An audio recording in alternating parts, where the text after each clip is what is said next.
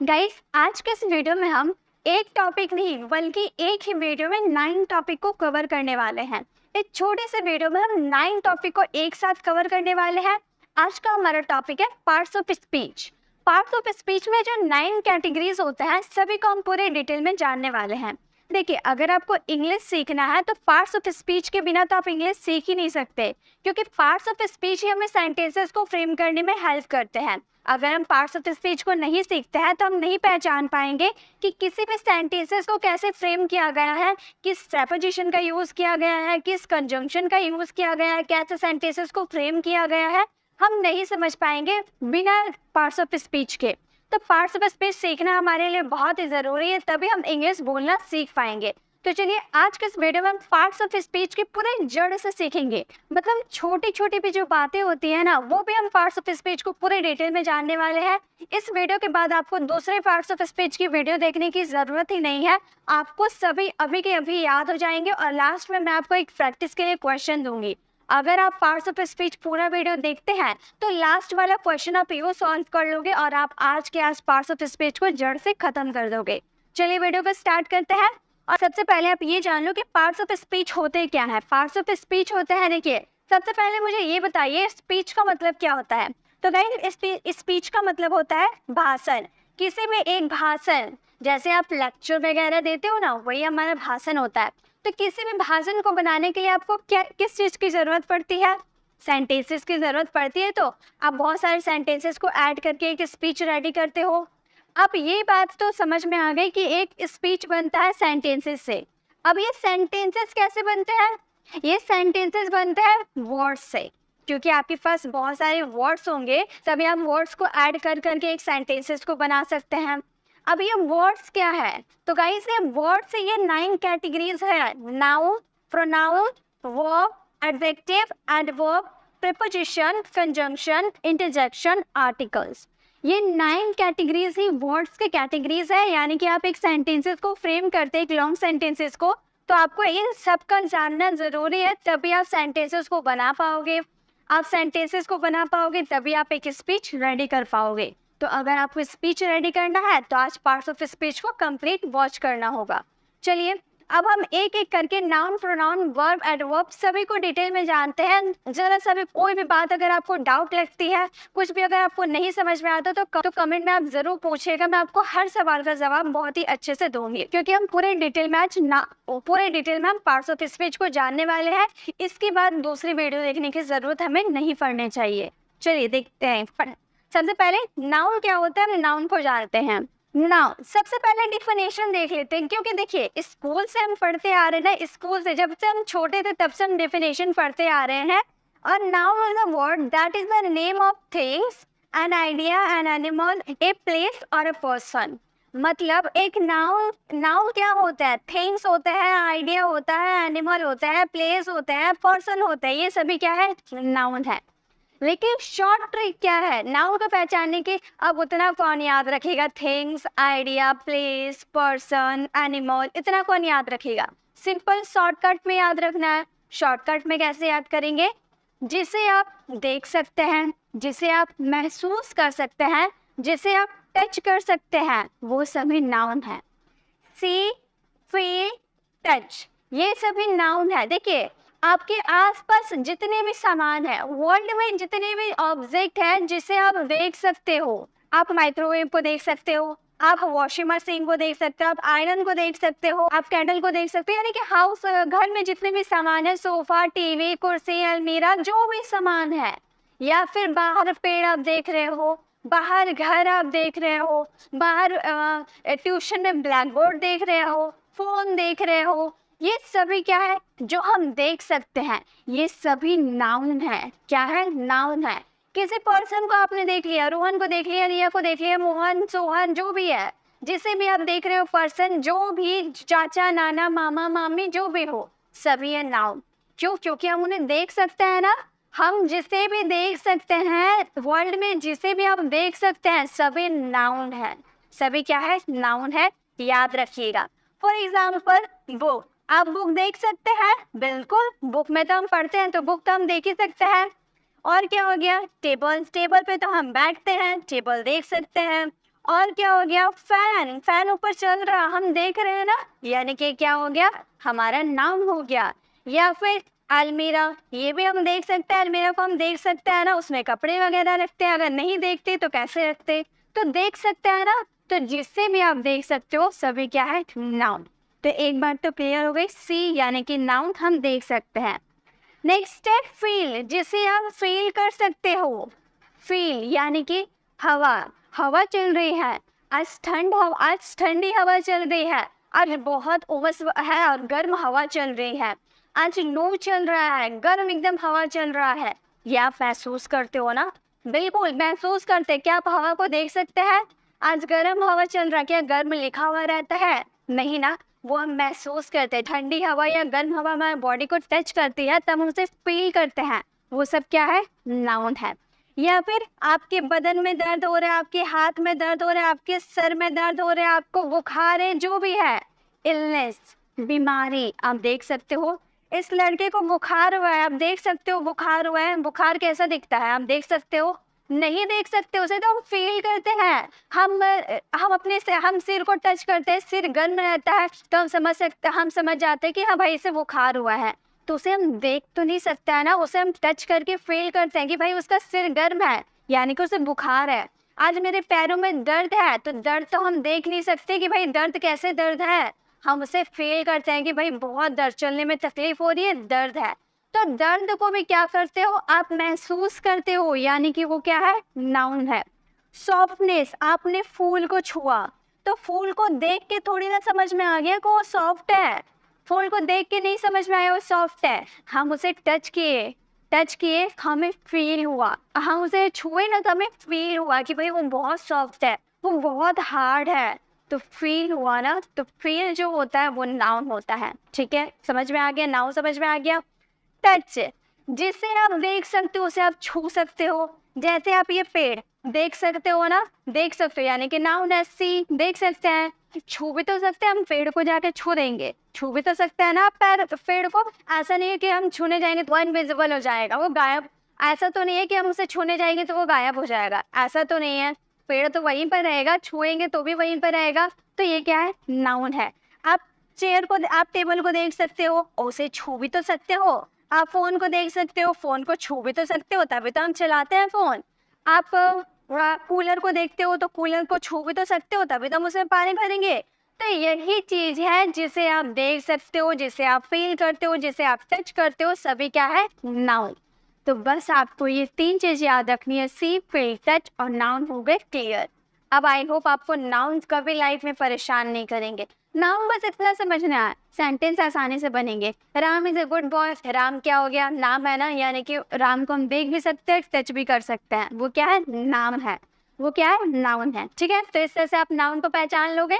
चलिए अब नेक्स्ट देखते हैं। Next step, pronoun. प्रोनाउन क्या होता है, तो गाइस नाउन के बदले आने वाले शब्द प्रोनाउन होते हैं। देखिए नाउन है ना, नाउन के बदले आने वाले शब्द प्रोनाउन होते हैं, और noun is a word that is used in place of noun. Noun के बदले आने वाले शब्द प्रोनाउन होते हैं, एकदम शॉर्ट। जैसे कि अगर आपने बोला Ram is a good boy, क्या हम लोगों ने बोला, Ram is a good boy, Ram एक अच्छा लड़का है, Ram is a good boy. Ram रोज स्कूल जाता है, Ram goes to school daily, Ram goes to school daily, Ram रोज स्कूल जाता है, राम रोज खेलता है, Ram plays daily, Ram plays daily, या फिर राम प्लेस डेली, राम रोज खेलता है। तो गाइस ये क्या, हम लोगों ने हर जगह राम राम, अब हमें एक स्पीच रेडी करना है, राम के बारे में हमें एक स्पीच रेडी करना है, तो क्या हम सब जगह राम लगा दे, Ram is a good boy, Ram goes to school daily, Ram plays football, Ram plays cricket, Ram eats mango.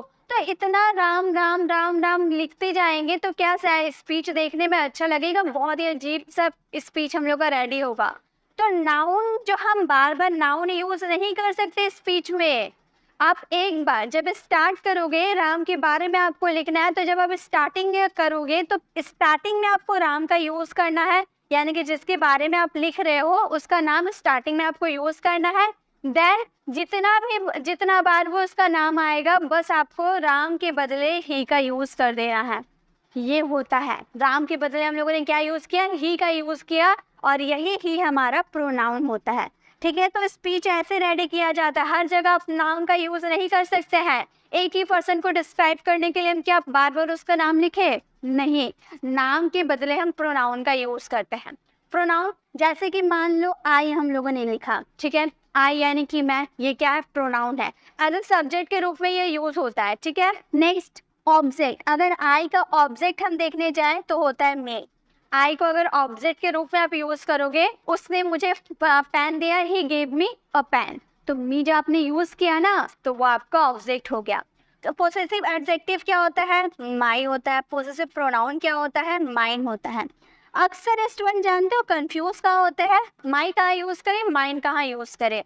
क्यों परेशान होना है, बहुत इजी तरीका है। अगर आपका माई के बाद कोई नाउन आता है, माई के बाद अगर कोई आपका नाउन आता है, जैसे my pen, my book, my brother, my sister, यानी कि माई के बाद आपका जो भी नाउन आता है, नाउन तो आपको मैंने बताया ना क्या होता है, तो नाउन माई के बाद आपका अगर नाउन आता है यानी कि वो माई, उसमें माई यूज कीजिएगा। लेकिन माइन के बाद कोई नाउन नहीं आता, माइन लास्ट आपके सेंटेंस के लास्ट में यूज होता है, याद होगा। जैसे हम सेंटेंस लिखते हैं, यह मेरा किताब है, यह मेरा, बिल्कुल हम पूरे डिटेल में जानने वाले हैं, एकदम डिटेल में जानेंगे, कुछ भी छूटना नहीं चाहिए। यह मेरा किताब है, हम बोलेंगे दिस इज मेरा किताब। किताब आपका नाउन हो गया ना, बुक आपका नाउन हो गया, देख सकते, टच कर सकते हैं ना, ये हमारा नाउन है, तो हम बोलेंगे this is my book, this is my book. क्यों, क्योंकि मेरा के बाद हमारा नाउन आ रहा था, इसलिए माई का यूज कर दिए। अगर हम बोले यह किताब मेरा है, सेंटेंस बिल्कुल सेम लग रहा ना, यह किताब मेरा है। अब बताइए मेरा के बाद क्या आपका नाउन है, नहीं है, तो इस सेंटेंस को हम बनाएंगे this book, this book is mine, this book is mine, यह मेरा किताब है। यही आपको बस समझना है कि अगर मेरा के बाद कोई नाउन है यानी कि माई का यूज करना है, उसके बाद नाउन का यूज कर देना है। अगर आपका मेरा के बाद कोई नाउन नहीं है यानी कि उसमें माइन का यूज करना है। आई होप आपको समझ में आ गया। चलिए, ये कंफ्यूजन तो क्लियर हो गया कि पोसेसिव एडजेक्टिव कहाँ यूज करना है, पोसेसिव प्रोनाउन कहाँ यूज करना है।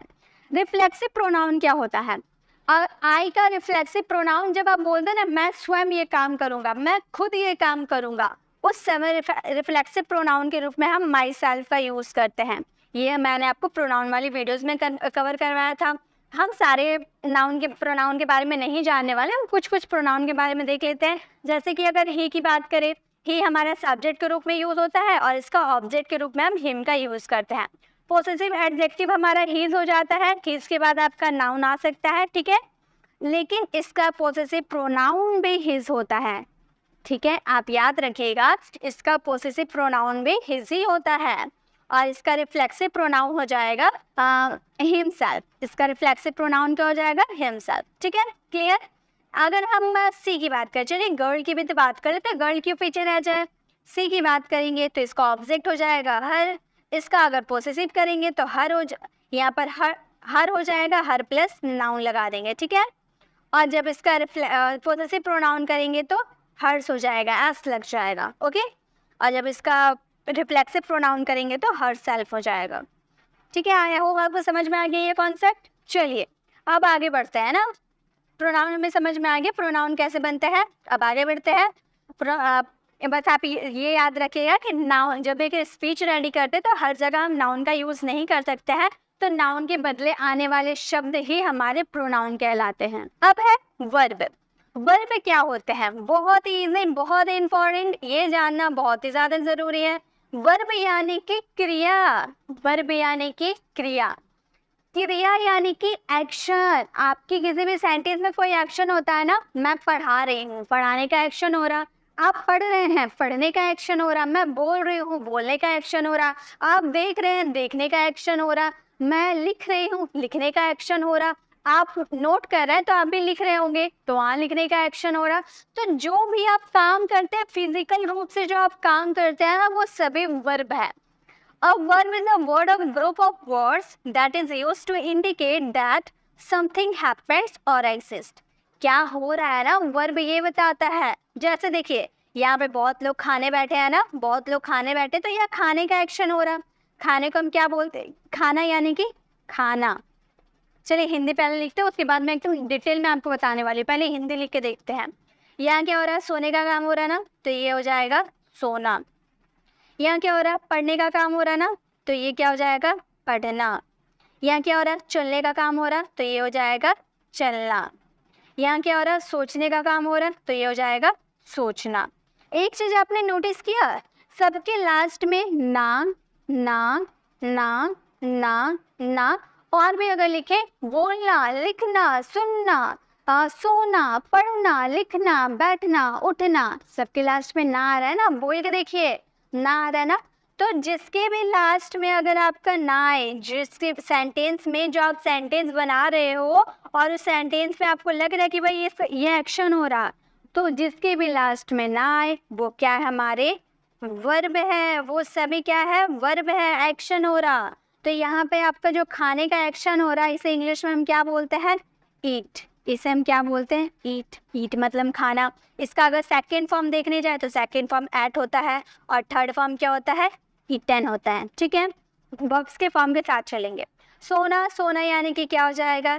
स्लीप हो जाएगा। अगर इसके सेकेंड फॉर्म की बात करें तो स्लेप्ट हो जाएगा। अगर इसके थर्ड फॉर्म की बात करें तो स्लेप्ट हो जाएगा। गाइस, अगर आपको वर्ब वाली वीडियो चाहिए तो आप मेरी वर्ब वाली वीडियोस को विजिट कर सकते हैं। उसमें आपको ढेरों वर्ब्स मिल जाएंगे। आपको वर्ब्स की टेंशन लेने की ज़रूरत ही नहीं है। मैं बहुत वर्ब्स की वीडियो अलग अलग बना रखी हूँ। आप सभी वर्ब्स वाली वीडियोज़ को देखिए, आपको एकदम वर्ब से जड़ से ख़त्म हो जाएंगे। आपको कोई टेंशन लेने की ज़रूरत ही नहीं पड़ेगी वर्ब्स में। आप एक एक करके सारे वर्ब्स वाली वीडियो को देखिएगा, सभी अलग अलग है, सभी में आपको अलग अलग वर्ब्स मिलने वाले हैं। ठीक है, नेक्स्ट है पढ़ना। पढ़ना को हम क्या बोलते हैं? स्टडी बोलते हैं ना, या फिर रीड भी आप बोल सकते हो। ठीक है, और इसका सेकेंड फॉर्म की अगर हम बात करें तो स्टडीड हो जाएगा। रेगुलर वर्ब है, इसके थर्ड फॉर्म भी क्या हो जाएंगे? स्टडीड हो जाएंगे। वर्ब भी टू टाइप के होते हैं, रेगुलर होते हैं, इरेगुलर होते हैं। अब इसे और भी डिटेल में जानने के लिए आप वो वाली वीडियोस को विजिट कर सकते हो, या फिर मैं आपको बता देती हूँ। जिसके लास्ट में ईडी आते हैं, जैसे कि इसके लास्ट में ईडी है, यहाँ भी ईडी है, तो जिसके लास्ट में ईडी आते हैं वो रेगुलर वर्ब होता है। जिसके फर्स्ट फॉर्म एक अलग होते हैं और सेकेंड थर्ड एक जैसा होता है वो हमारा इरेगुलर होता है, या फिर तीनों फॉर्म अलग होते हैं वो भी हमारे इरेगुलर होते हैं। चलना का क्या होता है? वॉक। ये हमारा क्या है? First form. सेकेंड फॉर्म क्या होता है? वर्ब्ड ईडी लगा दिए, ये रेगुलर वर्ब है। इसका थर्ड फॉर्म भी होता है, वर्ब्ड ईडी लगा देंगे। ठीक है, सोचना का क्या होता है? सोचना यानी कि थिंक। इसका अगर सेकेंड फॉर्म की बात करें तो हो जाएगा थॉट, अगर इसके थर्ड फॉर्म की बात करेंगे तो हो जाएगा थॉट। आई होप आपको समझ में आ गए। वर्ब क्या है? वर्ब देखिए, वर्ब्स के 5 फॉर्म होते हैं, ये आप याद रखिएगा, लेकिन ज़्यादा ज़रूरी होते हैं 3 फॉर्म्स। क्यों? क्योंकि 3 फॉर्म्स अगर हम याद कर लेते हैं ना तो फोर्थ और फिफ्थ फॉर्म ऐसे बना लेंगे।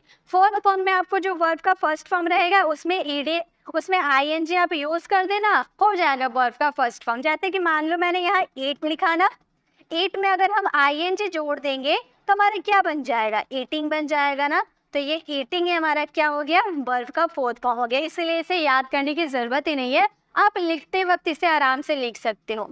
और फिफ्थ फॉर्म में क्या होता है? फिफ्थ फॉर्म में जो आपका वर्ब का फर्स्ट फॉर्म रहता है उसे आप लिख देते हो और उसमें एट या ईएस जोड़ देते हो। अब एट किस में जोड़े, ईएस किस में जोड़े, ये डिटेल में जानने के लिए आपको मेरी डे 5 वाली वीडियोस को विजिट करना होगा। उसमें मैंने आपको नाउन क्लियर करवाया है और नाउन में पूरे जड़ से एट कहाँ लगता है, ईएस कहाँ लगता है, सभी डिटेल में मैंने बताया है। अगर आपको वो चाहिए तो वो वीडियो ज़रूर विजिट करना होगा। इसमें अगर मैं ये भी बताने जाऊँ तो वीडियो काफ़ी लेंथी हो जाएगी और बहुत सारे स्टूडेंट को ये कॉन्सेप्ट क्लियर होता है, इसलिए मैं इसमें ये नहीं बताने वाली हूँ। जिसको अगर आपको नहीं आते हैं तो आप मेरे नाउन वाली वीडियोस को विजिट कर सकते हैं। तो ईट में ऐसे आते हैं तो हम बना देंगे इसे इट्स। ठीक है, ये समझ में आ गया। वर्ब का फोर्थ फॉर्म, फिफ्थ फॉर्म, बस आपको थर्ड फॉर्म याद करना होता है। चलिए, ये क्लियर हो गया।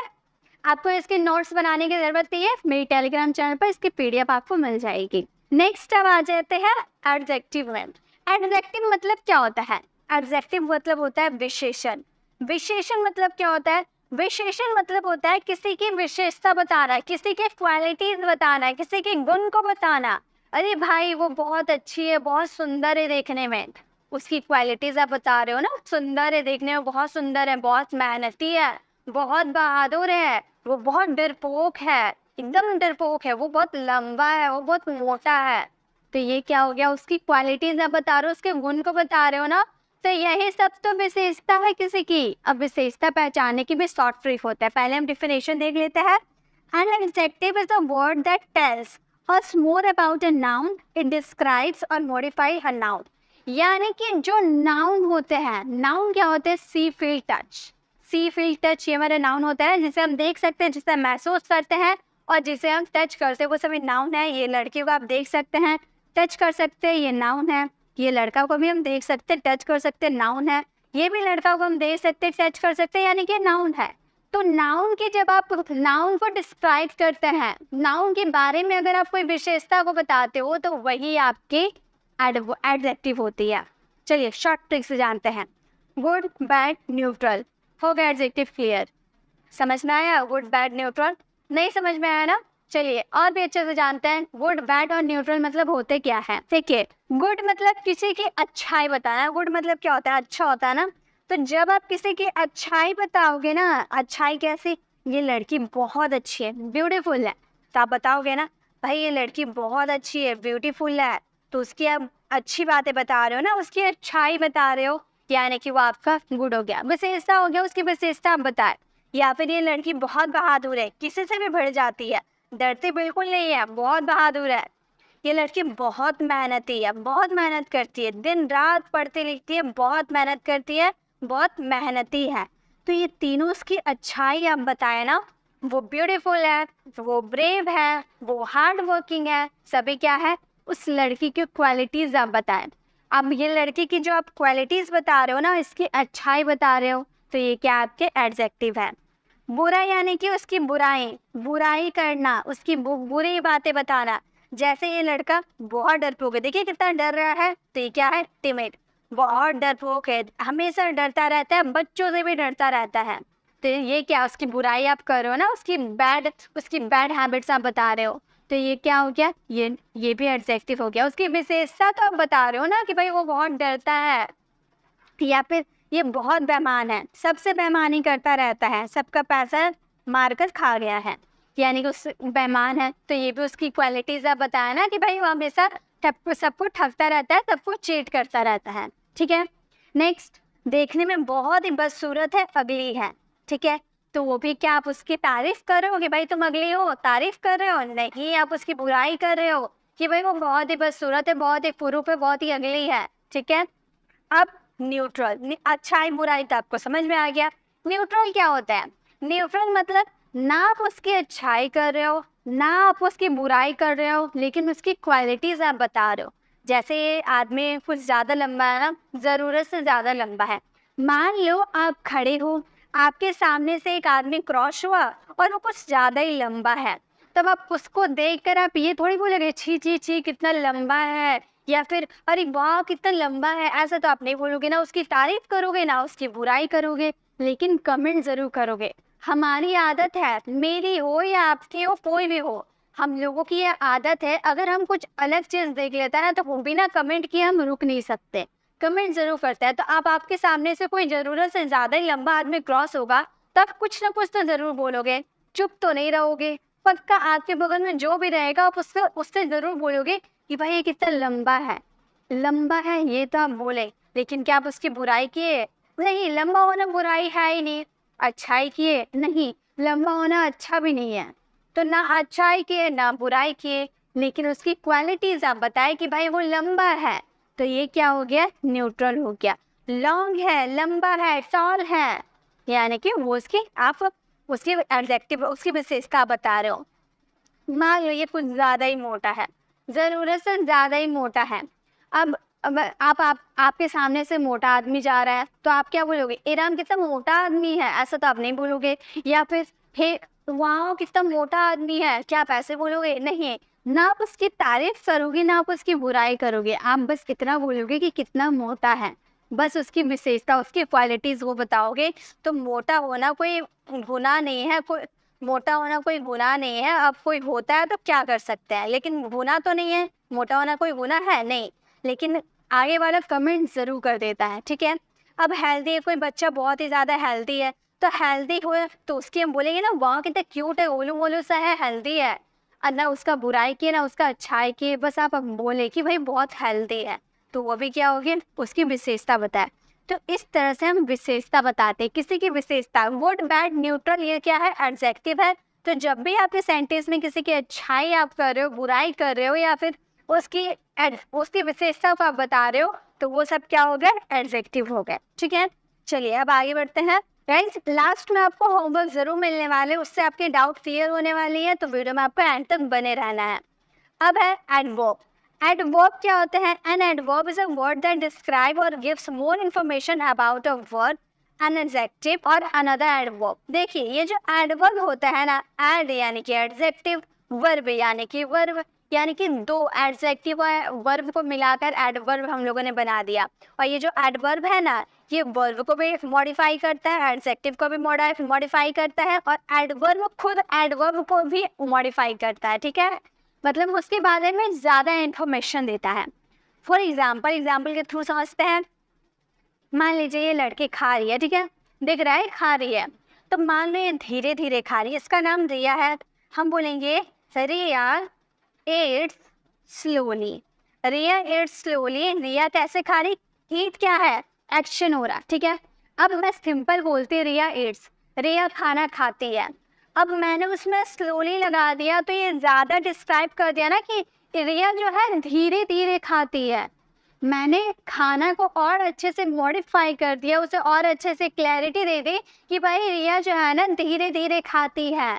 तो एडवर्ब का काम ये होता है वर्ब, एडजेक्टिव या एडवर्ब को मॉडिफाई करना। ठीक है, ध्यान रहे, मैंने ये आपको एडवर्ब वाले वीडियो में बताया था। एडवर्ब क्या होता है? एडवर्ब क्या होता है? Always, usually, generally, often, sometimes, seldom, rarely, never, ये सब क्या हमारे एडवर्ब है। Just, now, today, tomorrow, beautifully, certainly, well, fast, hard, ये सब हमारे क्या है, ये सब एडवर्ब है। ठीक है, अगर एडवर्ब को फिर ज़्यादा अच्छे से वीडियो चाहिए तो मैंने एडवर्ब पे भी वीडियोस बना रखी हूँ, आप उसे विजिट कर सकते हैं। ठीक है, और इसमें हम देख रहे हैं कि देखिए ये वर्ब है ईट यानी कि खाना, खाने का एक्शन हो रहा, और एक्शन को ज़्यादा अच्छे से मॉडिफाई किसने किया, स्लोली। अगर हम बोले रिया एट्स जेंटली, रिया जो है आराम से खाती है। पहले हम लोगों ने बोला रिया एट्स, रिया खाना खाती है।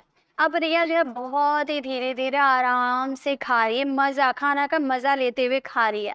तो हम लोगों ने बोला कि भाई वो बहुत मज़ा लेकर खा रही है। रिया इट्स जेंटली, बहुत आराम से खा रही है। तो खाना को और भी, उसके जो खाने का एक्शन और उसको मॉडिफाई किसने किया, जेंटली ने किया। अगर हम बोले रिया इट्स फास्ट, रिया तेजी से खा रही है, जल्दी जल्दी जल्दी खाई जा रही है, तो और रिया का खाने को डिस्क्राइब किसने किया, फास्ट ने। अच्छे से कौन क्लियरिटी दिया, फास्ट लगा दिए, तो पता चला ना कि रिया तेजी से खा रही है। तो ये जो वर्ड्स आप यूज कर रहे हैं ना, यही वर्ड्स है एडवर्ब। ठीक है, इन्हीं को हम बोलते हैं एडवर्ब। ठीक है, यानी कि जो भी वर्ब, एडजेक्टिव या एडवर्ब को मॉडिफाई करता है वो सभी क्या है, एडवर्ब है। चलिए नेक्स्ट देखते हैं। नेक्स्ट है preposition. A preposition is a word usually placed before a noun or pronoun to show its relation the same other words in the sentence. देखिए ये ना रिलेशन बताता है। अब देखिए पहली बात मेरी सुनिए, प्रीपोजिशन, प्री यानी कि पहले और पोजिशन यानी कि जगह। जगह, कोई वस्तु किस जगह पे है ये डिस्क्राइब कौन करता है, प्रीपोजिशन करता है। कोई वस्तु किस जगह पे है। मान लो ये डॉग आपको कहाँ दिख रहा है, टेबल पे दिख रहा, हमारा सेंटेंस क्या बनेगा, the dog is on the table. मान लो आपने एक डॉग को पाला है घर में, अब वो डॉग जाकर टेबल पे बैठ गया, आपको मिल नहीं रहा था, तो आपने अपनी बहन से पूछा कि डॉग कहाँ है, तो आपकी बहन आपको बोली the dog is on the table. जो डॉग है वो टेबल के ऊपर है, टेबल के ऊपर है, या फिर the dog is sitting on the table, table के ऊपर बैठा है। आप यहाँ पर सिटिंग का यूज कर दोगे तो बैठने का सेंस निकलेगा। The dog is sitting on the table, जो डॉग है वो टेबल के ऊपर बैठा है। तो ये डॉग कहाँ है, टेबल के ऊपर है। तो पोजीशन हम बताए ना, डॉग का पोजीशन का है, टेबल के ऊपर है। प्रीपोजिशन तो बहुत सारे होते हैं, बहुत सारे प्रीपोजिशन होते हैं।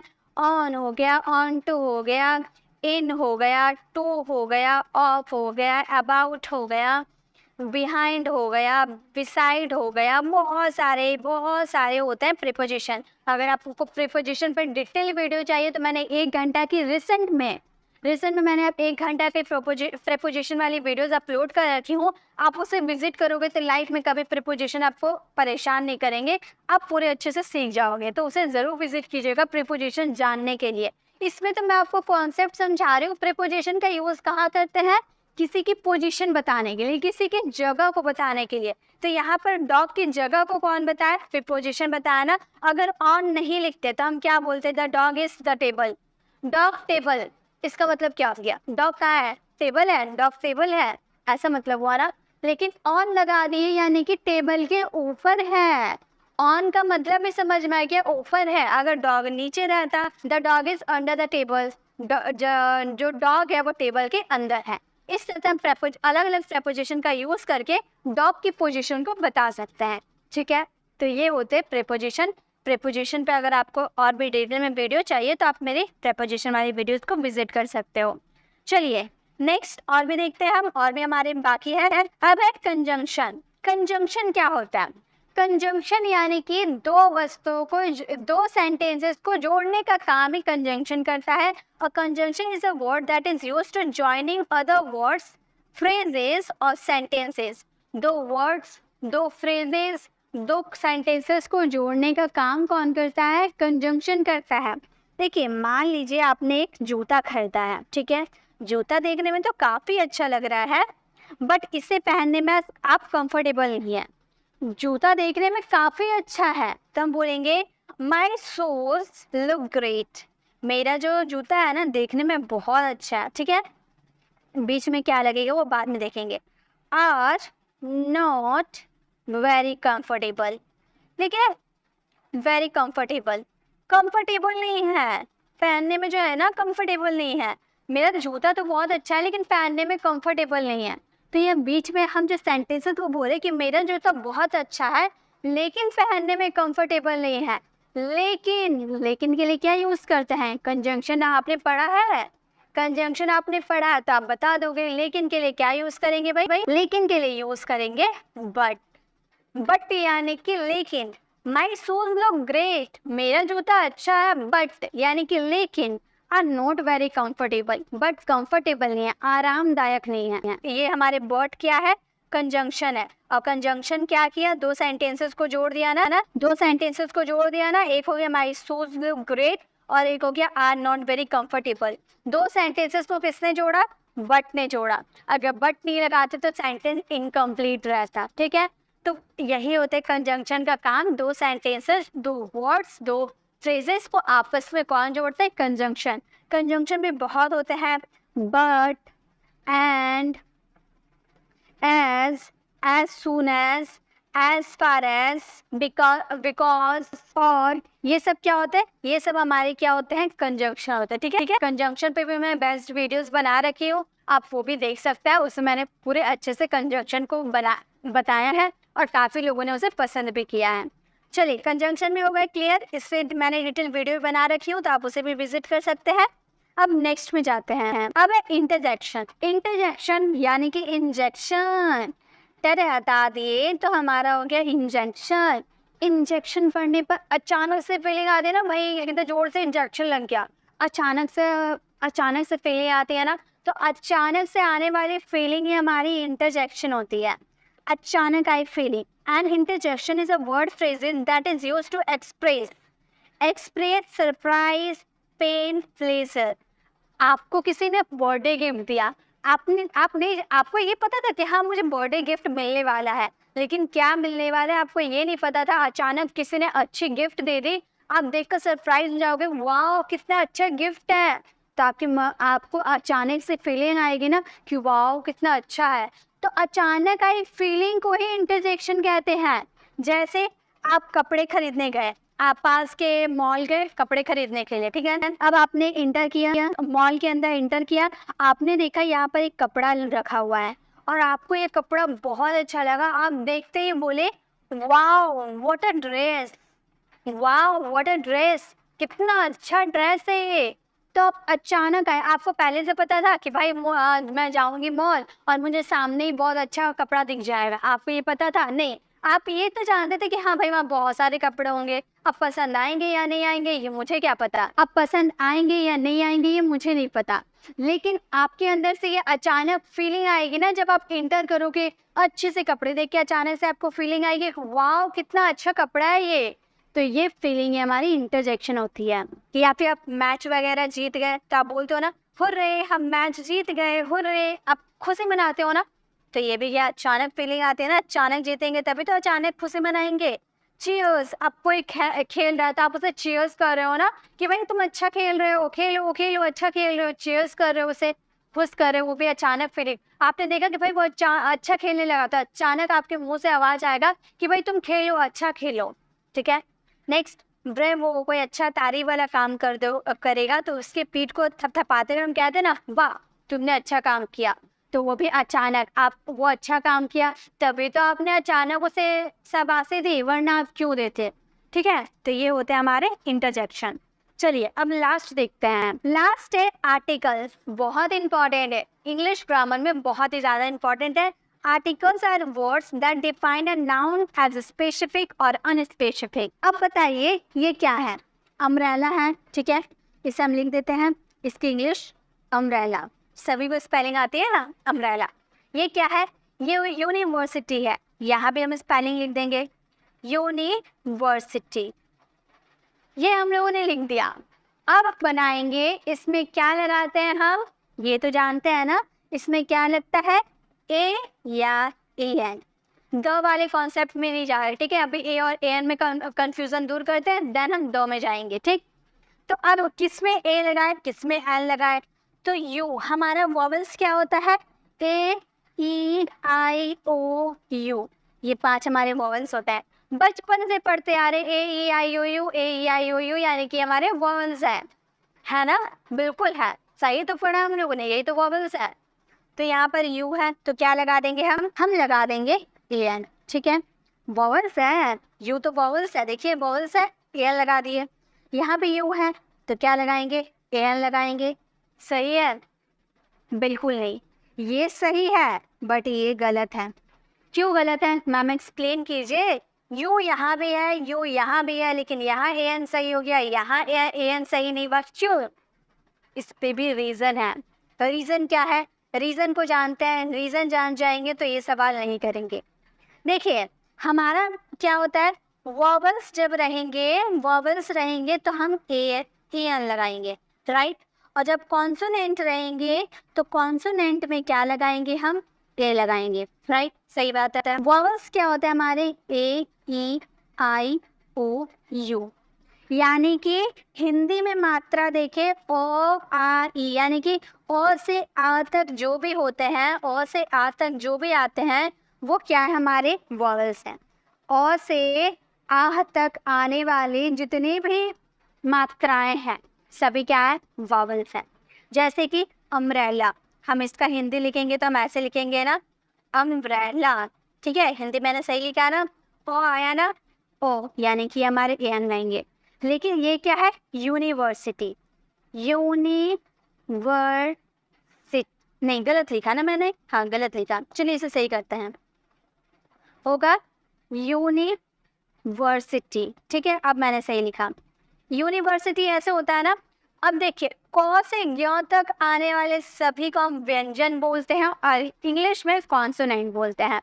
तो यहाँ जो य आया ना, इसे यूनिवर्सिटी य, तो क ख ग घ में य आता है ना, क ख ग में य आता है ना, ओ में आता है, क ख ग घ में आता है, तो क ख ग तो कॉन्सोनेंट है और कॉन्सोनेंट के साथ तो ए लगता है, तो ए एन क्यों लगाएंगे, ए एन लगाएंगे नहीं लगाएंगे। चलिए कुछ और एग्जाम्पल देखते हैं। ठीक है, ये आपको समझ में आ गया ना, कॉन्सोनेंट के साथ क्या लगाएंगे, ए लगाएंगे, और वॉवल्स के साथ ए एन लगाएंगे। जैसे मैंने लिखा आवर, इसे हिंदी में क्या बोलते हैं, आवर बोलते हैं, हो आया ना, यानी कॉन्सोनेंट है, ए लगाएंगे। ठीक है, अगर हम बोले एप्पल, एप्पल बोले तो ए ऐसे हम लिखते हैं ना एप्पल, यानी कि ए आया ना, ये इसमें ए एन लगाएंगे। ठीक है, ए और ए एन वाला कन्फ्यूज़न आपको क्लियर। चलिए इस पे कुछ ए और ए एन वाला पे कुछ सेंटेंसेस फ्रेम करके आप हमें कमेंट बॉक्स में ज़रूर रिप्लाई कीजिएगा। अब नेक्स्ट चलते हैं। अब हम देखेंगे दो में कंफ्यूजन को क्लियर। चलिए दो में कंफ्यूजन को क्लियर करते हैं। आर्टिकल वो तो सेम डेफिनेशन है, डेफिनेशन नहीं पढ़ेंगे। यहाँ पे आप क्या देख रहे हैं, बिल्ली जो है दूध पी रही है, तो हम बोलेंगे कैट ड्रिंक्स मिल्क।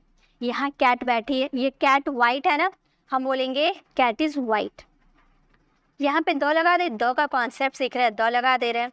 यहाँ पे दो का कॉन्सेप्ट सीख रहे हैं, दो लगा दिए। अब बताइए सही है, ये गलत है, ये सही है। क्यों भाई, ऊपर वाला दो कैसे नहीं लगा, नीचे वाला दो कैसे लगा? यहाँ पर देखिए, कैट ड्रिंक्स मिल्क, बिल्ली दूध पीती है। आप किसी एक बिल्ली का बात बोल रहे हैं? नहीं, वर्ल्ड में जितना बिल्ली है, जितनी कैट्स है, वर्ल्ड में जितनी कैट्स है, सभी तो दूध पीती है, सभी दूध पीती है, सभी कैट्स दूध पीती है। तब किसी पर्टिकुलर कैट की बात नहीं कर रहे हैं आप, वर्ल्ड के जितनी कैट है सभी के बारे में बता रहे कि बिल्ली दूध पीती है। लेकिन यहाँ बोले द कैट इज वाइट, बिल्ली वाइट है। अब बिल्ली, सभी बिल्ली वाइट है? वर्ल्ड में जितनी बिल्लियाँ हैं, जितनी कैट्स है, क्या सभी वाइट है? नहीं, आप किसी एक पर्टिकुलर कैट के बारे में बोले, किसी एक कैट के बारे में आपने देखा कि आपके घर में एक कैट है और उसके बारे में आपने बताया कि आपकी जो बिल्ली है वो कैट है। द कैट इज वाइट जब आप किसी एक पर्टिकुलर के बारे में बोलोगे। मैन इज मॉर्टल, मनुष्य मरणशील है। तो क्या एक ही आदमी मरणशील है कि वर्ल्ड में जितने आदमी है सभी मरणशील है? आदमी नहीं, सभी, जितने मैन वुमेन है, सभी जितने पर्सन है वर्ल्ड में सभी मरणशील है, सभी मॉर्टल है, सभी को एक ना एक दिन मरना है। कोई किसी को वरदान नहीं मिला है पूरे लाइफ जीने का, ठीक है?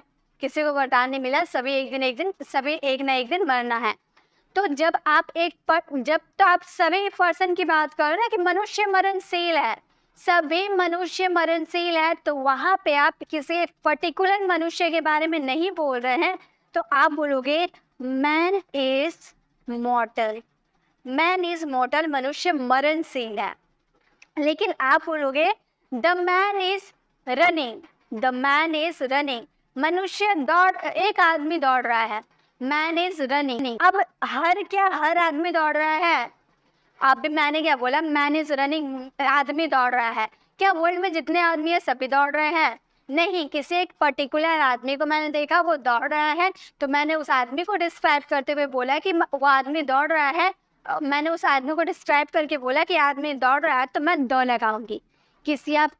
आप ध्यान रखिए, तो मेरी बातों को ध्यान से सुनिए।